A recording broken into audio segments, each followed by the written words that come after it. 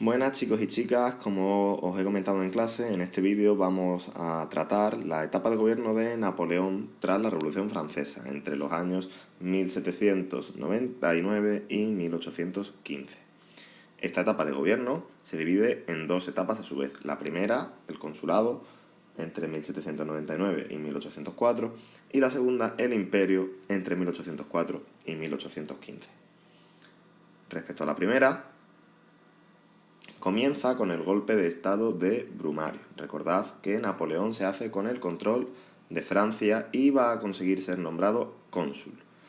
Empieza con ello un gobierno autoritario, es decir, pues no van a existir ciertos principios que se habían promulgado en la Revolución, como la separación de poderes, las libertades, etc.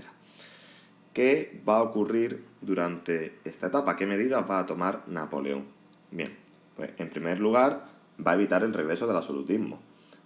Aunque Napoleón gobierne de forma autoritaria, no es un rey absoluto. Y sí que se han eliminado elementos feudales típicos del antiguo régimen, como por ejemplo la sociedad estamental. En segundo lugar, se va a mejorar la economía a través de diferentes medidas, como la creación de un Banco de Francia, la elaboración de nuevos billetes o la creación de un código de comercio. También se va a mejorar la convivencia. Recordad que las anteriores etapas de la revolución han sido muy violentas. La guillotina, el terror de Robespierre. Pues para favorecer y mejorar esta convivencia se va a permitir el regreso de los exiliados. Se va a firmar un acuerdo, un concordato con la Iglesia, con las relaciones con la Iglesia durante la revolución también se habían visto muy enturbiadas. Y se va a crear un código civil, un código de leyes que regula las leyes que afectan a todos los ciudadanos por igual. Recordad que en el antiguo régimen los privilegiados tenían su propio código de leyes diferente al de los no privilegiados. Por último, se va a reformar la administración y la enseñanza para intentar que el Estado funcione mejor. Se van a crear nuevos cargos y nuevas escuelas. En resumen, podemos decir que durante esta etapa Napoleón va a defender los intereses de la burguesía, aún sin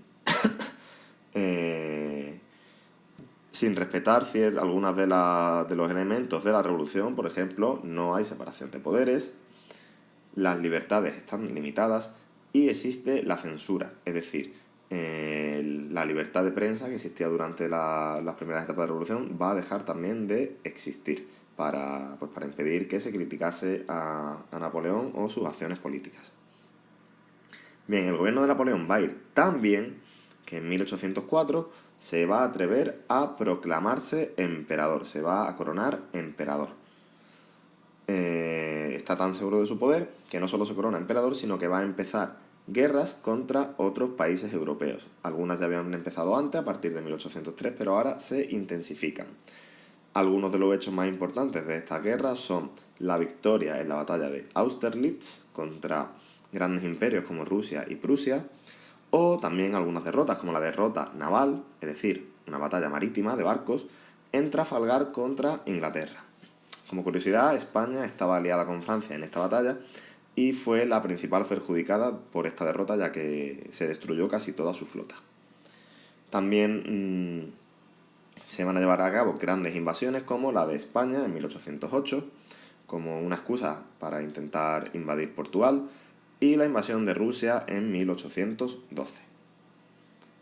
Bien, sin embargo, a pesar de este gran poderío en Europa, a pesar de haber conquistado prácticamente toda Europa, tan solo Gran Bretaña y Portugal se mantienen en contra de Napoleón, finalmente este va a ser derrotado. ¿Por qué?